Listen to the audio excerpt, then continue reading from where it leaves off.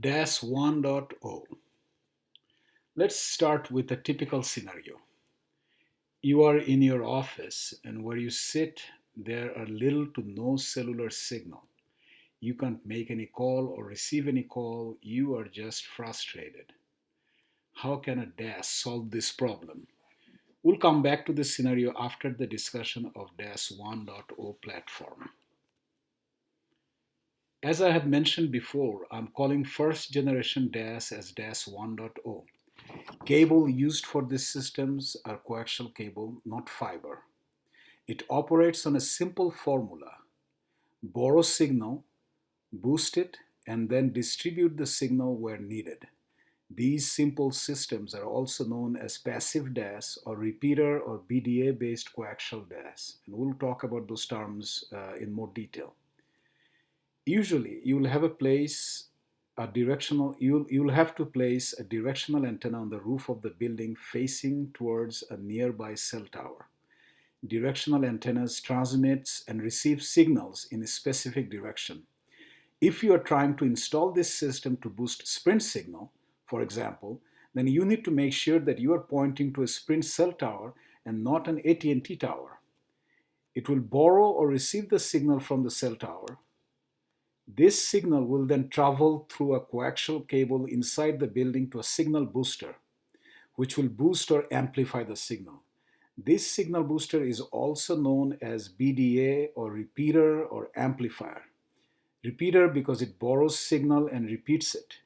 Amplifier because it amplifies signal. BDA, on the other hand, stands for bidirectional amplifier, which we'll discuss more in the next slide.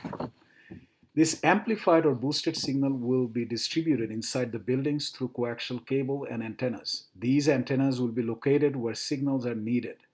Although I'm showing just two antennas in the diagram, based on the need, it can be anywhere from one to many antennas.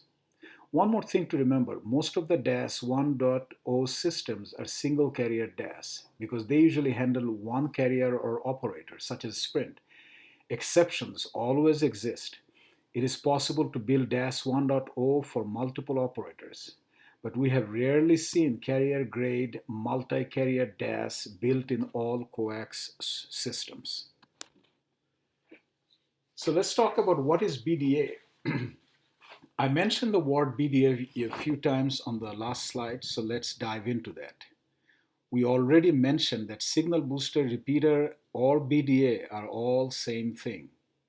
BDA stands for bidirectional amplifier. It amplifies the signal in bi or two direction. So what is bidirectional in this case then?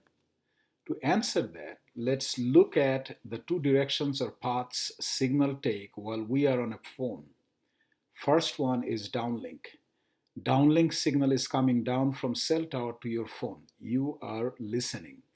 Cell tower is transmitting and cell phone is receiving. Second one is uplink.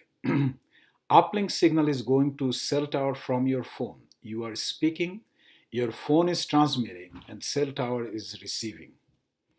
Bidirectional is then downlink and uplink, which is two paths of signal. You'll hear downlink and uplink or DL and UL quite often while dealing with DAS. Let's visit the scenario we started with. You are in an office where you barely get any signal. You can't make or receive any phone calls. You are frustrated. Now, we just saw DAS 1.0 uses all coaxial solution, where it borrows signal from an existing cell tower that belongs to your operator, boosts that borrowed signal through a signal booster or repeater, and then distributes the signal inside the building through indoor antennas.